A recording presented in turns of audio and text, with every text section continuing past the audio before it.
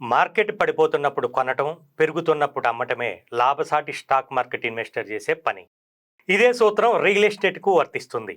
ప్రతికూల సమయంలో కొనుగోలు చేస్తే రేటు కలిసి వస్తుంది. మార్కెట్ బాగున్నప్పుడు విక్రయిస్తే రాబడి రెండింతలు అవుతుంది.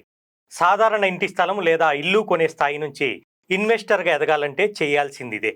స్టాక్ మార్కెట్ పెట్టుబడులకు మాదిరిగానే స్థిరాస్తి రంగానికి కూడా కండిషన్స్ అప్లై అనేది ఉంటుంది. ప్రాంతం ఎంపిక మొదలు ఆర్థిక పరిస్థితి, ప్రాంతం అభివృద్ధి అవకాశాలు, ప్రాజెక్టులోని వసతుల వరకు అన్నింటినీ పరిగణలోకి తీసుకొని కొనుగోలు చేయాలి. అప్పుడే పెట్టుబడికి తగిన ప్రతిఫలాలను అందుకోవడం సాధ్యం అవుతుంది. ప్రాంతం అభివృద్ధిని ముందుగా అంచనా వేయగలిగితేనే దాని ప్రతిఫలాలను 100% ఆస్వాదించవచ్చు. మెరుగైన మౌలిక వసతులు, భద్రత, కనెక్టివిటీ, నిత్యావసరాలు, అందుబాటు ధర వంటి వాటిని సమీక్షించుకొని ప్రాంతాన్ని ఎంపిక చేసుకోవాలి. అలా ఇన్వెస్టర్లు ఆలోచించాలంటే ఇప్పుడు ఉన్న ఒకే ఒక మార్గం ఔటర్ రింగ్ రోడ్డు నుంచి రీజనల్ రింగ్ రోడ్డు వరకు ఇంటి స్థలాల మీద ఇన్వెస్ట్ చేయటమే అని ఆర్థిక నిపుణులు సలహా ఇస్తున్నారు. దానికి కారణం రీజనల్ రింగ్ రోడ్డు ఆవల 5 కిలోమీటర్ల వరకు హెచ్ఎండిఏ పరిధిలోకి రావటం.